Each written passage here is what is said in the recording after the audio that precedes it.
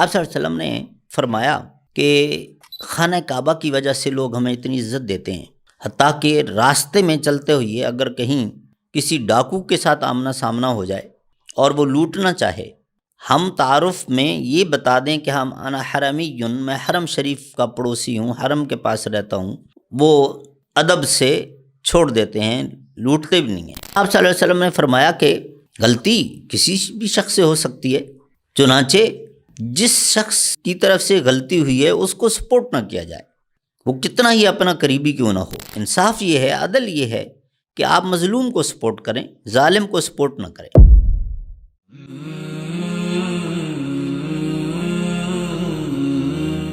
الحمدللہ رب العالمین والصلاة والسلام علی سید الانبیاء والمرسلین وعلی آلہ وصحبہ اجمعین وبعد۔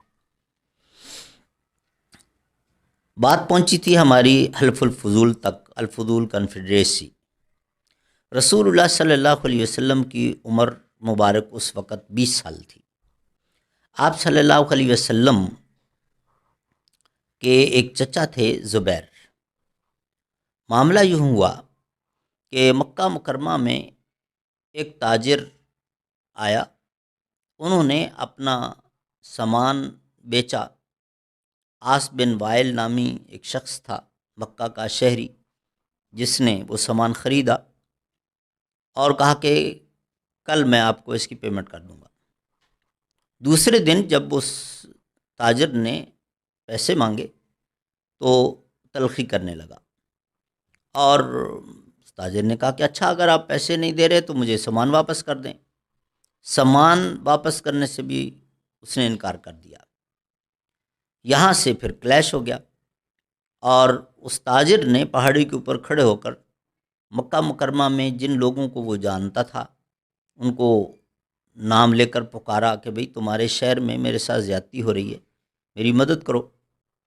کہیں سے اس کو ریسپانس نہ ملا، لیکن آپ صلی اللہ علیہ وسلم کے چچا زبیر نے اس ایشو کو اٹھایا، اور عبداللہ بن جدعان التیمی ایک بڑے معروف آدمی تھے اور بڑے بااثر لوگوں میں ان کا شمار ہوتا تھا، ان کے گھر پہ اتفاقاً ہی یہ لوگ اکٹھے بیٹھے تھے، اور آپ صلی اللہ علیہ وسلم بھی وہاں تشریف لے آئے، اور وہاں پر یہ بات آپ صلی اللہ علیہ وسلم کے چچا زبیر نے بھی کی، اور پھر آپ صلی اللہ علیہ وسلم نے اس کو ٹیک اپ کیا، اور جو باتیں آپ نے اس میں کیں وہ بہت زبردست، اور سارے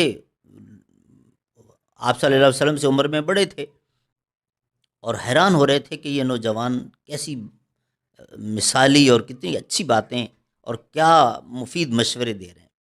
آپ صلی اللہ علیہ وسلم نے فرمایا کہ خانہ کعبہ کی وجہ سے لوگ ہمیں اتنی عزت دیتے ہیں، حتیٰ کہ راستے میں چلتے ہوئے اگر کہیں کسی ڈاکو کے ساتھ آمنا سامنا ہو جائے اور وہ لوٹنا چاہے، ہم تعارف میں یہ بتا دیں کہ ہم انا حرمی، میں حرم شریف کا پڑوسی ہوں، حرم کے پاس رہتا ہوں، تو وہ ادب سے چھوڑ دیتے ہیں، لوٹتے بھی نہیں ہیں۔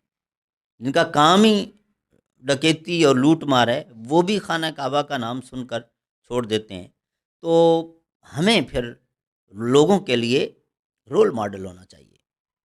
ہمارا اخلاق، ہمارا کردار، ہمارا لین دین، ہمارے سارے معاملات اور لائف سٹائل لوگوں کے لیے ایک نمونہ ہونا چاہیے۔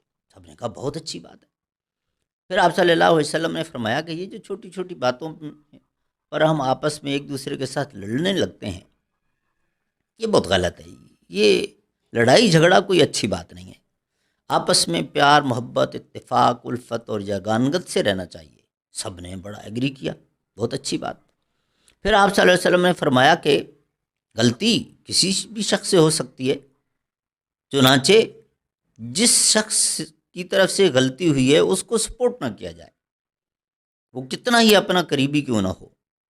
اس وقت یہ رواج تھا، آج بھی کئی جگہ پہ ایسے ہی ہے، جہالت ہے۔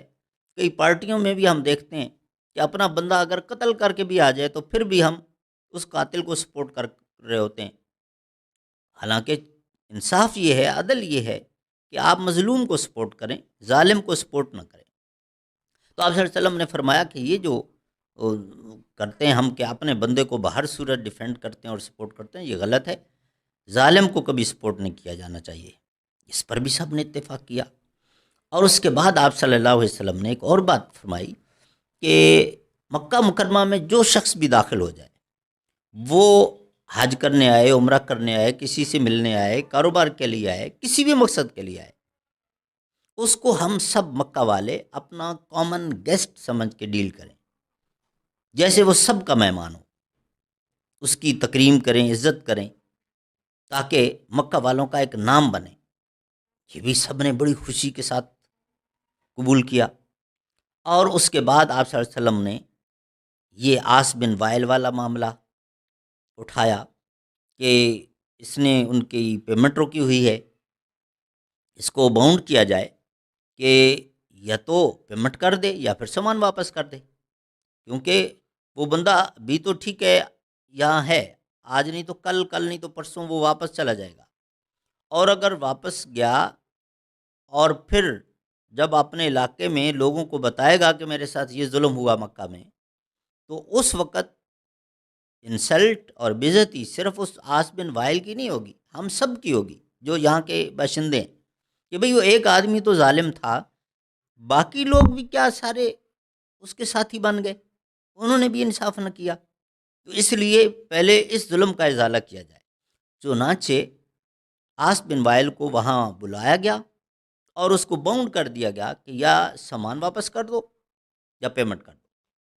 تو اب یہ حلف الفضول مشہور اس لیے ہوئی کہ رسول کریم صلی اللہ علیہ وسلم نے جب اپنی نبوت کا اعلان فرمایا اور مکہ والوں کی طرف سے ری ایکشن آیا، بلکہ پرسیکیوشن شروع ہو گئے، ظلم و ستم شروع ہو گیا، تو آپ صلی اللہ علیہ وسلم اس وقت اسی کا ریفرنس دیا کرتے تھے کہ تم لوگ بھول گئے، ہم نے طے کیا تھا سب نے متفقہ طور پہ کہ آپس میں پیار، محبت، الفت کے ساتھ رہیں گے، تو کیوں لڑ رہے ہو، کیوں مار رہے ہو ہمیں؟ تو یہ تھی حلف الفضول جو آپ صلی اللہ علیہ وسلم کی 20 سال کی عمر میں ہوئی۔ اس کے بعد رسول کریم صلی اللہ علیہ وسلم نے جو مشورہ اپنے چچا ابو طالب کو دیا تھا، وہی آپ صلی اللہ علیہ وسلم نے خود بھی شروع کیا کہ مضاربہ پر بزنس سٹارٹ کیا۔ لوگوں کا سامان لے کر آپ مارکیٹ میں تشریف لے جاتے اور جو پروفٹ ہوتا، جو آپس میں طے ہو چکا ہوتا، اس کے مطابق لین دین کر لیا کرتے تھے۔ تو بہت جلد آپ صلی اللہ علیہ وسلم اپنے اعلیٰ اخلاق، اپنی دیانتداری، اپنی بصیرت، دور اندیشی، اپنی ڈیلنگ کی وجہ سے پاپولر ہوئے۔ یہاں سے پھر سٹوری شروع ہو جاتی ہے آپ صلی اللہ علیہ وسلم کی جو پہلی شادی حضرت خدیجۃ الکبریٰ رضی اللہ تعالی عنہا کے ساتھ ہوئی، اور وہ کس طرح ہوئی یہ انشاءاللہ تعالی ہم اپنے نیکسٹ لیکچر میں بیان کریں گے۔